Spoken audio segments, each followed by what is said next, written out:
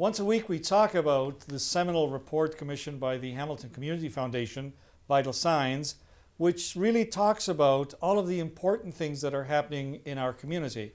And tonight we're joined by three guests: Tim Rees, Immigration Strategy Program Manager for the City of Hamilton; Cheryl Jensen, Vice President of Academics at Mohawk College and Chair of the Industry Education Council; and Dr. Gary Warner, Director of the Arts and Science Program at McMaster University. Welcome to each of you. Thank you, Larry. And perhaps we'll start with you, Gary. I know that you have long championed issues having to do with diversity in our city and newcomers, because diversity obviously talks about people coming new to the community.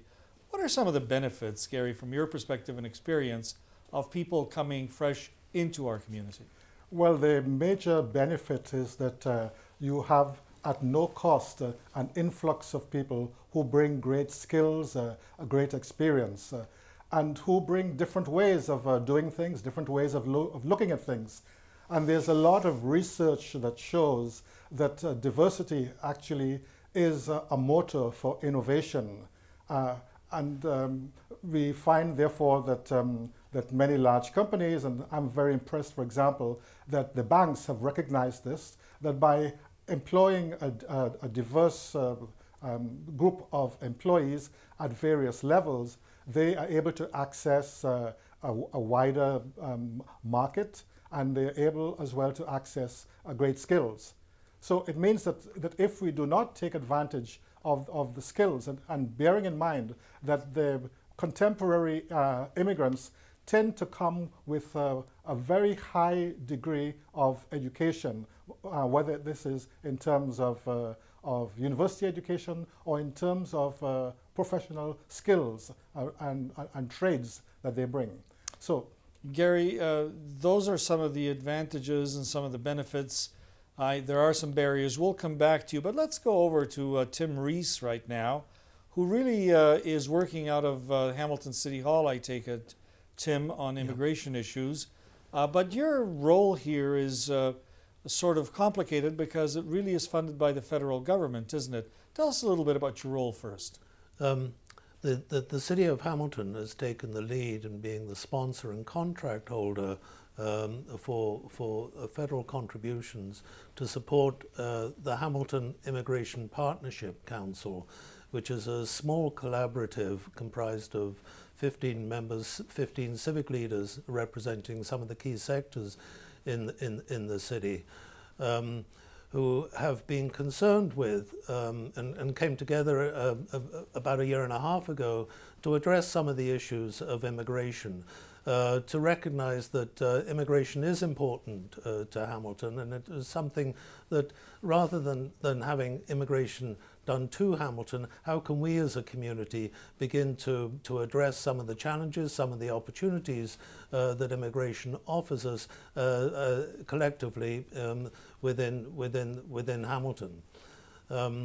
So what is your mandate then? So our first task was to come up with a Made in Hamilton immigration strategy and action plan that began to look at, through a process, an extensive process of community discussions, consultations, information gathering and research, to recognize that immigration really does affect the city and affects us all in different ways, and it involves us all in different ways, so that immigration is not something that we can leave solely to the settlement agencies in the city, but how do we as individuals, as members of voluntary associations, as neighbors, as members of non-profit organizations, public sector and private sector organizations, what is our particular role and some of the things that we can be doing to facilitate and accelerate the settlement and integration of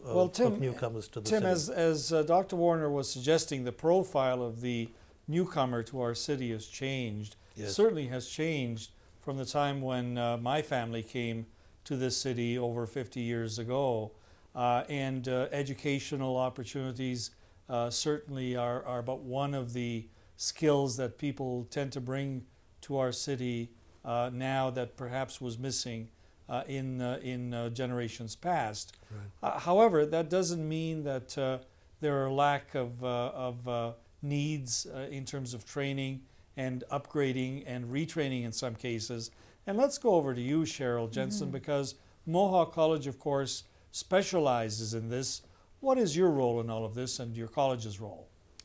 Thanks, Larry. As Vice President Academic, I work very closely with our program areas to make sure that for all of our students, certainly for new immigrants and for their children, that we offer a variety of training opportunities for them, from bridging programs. Many are extremely well trained and need some assistance to be trained in the Canadian manufacturing processes, for example, or business.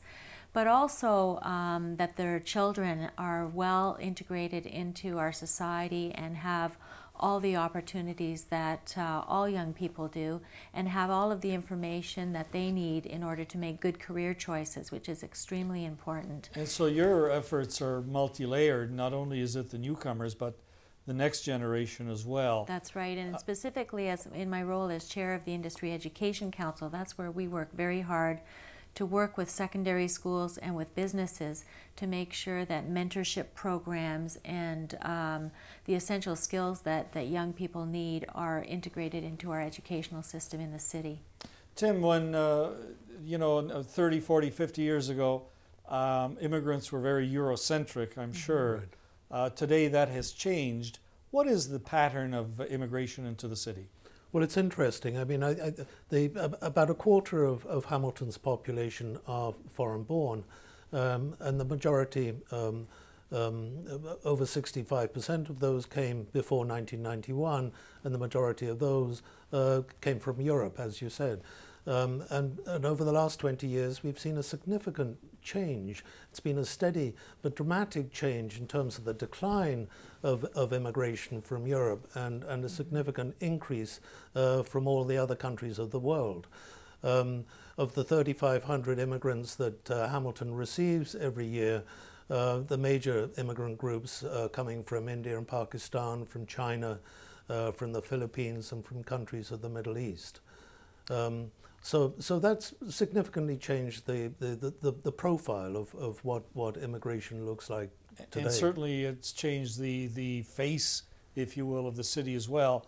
Gary, this all sounds great, but it's not all a bed of roses, as we know. What are some of the barriers that newcomers face? Well, we know that the major problems would be either lack of access to employment or underemployment, people employed at levels way below their capacity, way below their qualifications. So this is linked in part, for example, to the issue of people's credentials being recognized. So, and I know that there are efforts being made to remedy that issue, but it still remains a crucial issue, the recognition of foreign credentials. I also think that the issue of Canadian experience can also be a problem. We know that obviously people do need to know what their processes are, what their practices are, what all the standards are, and for this there are some retraining could be necessary. But the Canadian experience is, I think, overblown and overdone sometimes. Further barriers would be what I would call the glass ceiling, namely that immigrants who can be restricted in terms of the levels within organizations to which they can rise based on their qualifications. There's also the question of hiring procedures and the degree to which bias-free hiring procedures exist.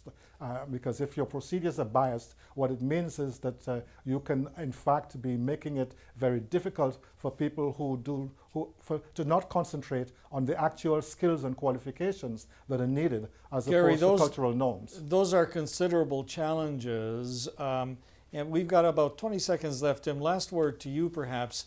I'm reading lately that we're not getting as many immigrants in this city as we have been. Why is that a problem? Some people think that it's not a problem. Well, it is a huge problem. We know that there is competition globally for trained immigrants in particular. We know that there's a competition across Canada for trained immigrants. We know that the economic prosperity and the well-being of cities increasingly in the future will depend on an inflow of immigrants. Therefore, if there is a slowdown in the access of immigrants coming to the city of Hamilton, we are disadvantaged, and we will pay the price for this. And that's a whole topic for another show, perhaps. In the meantime, let me thank Tim Reese from the City of Hamilton, Cheryl Jensen from Mohawk College, and Gary Warner from McMaster. Thank you for sharing your insights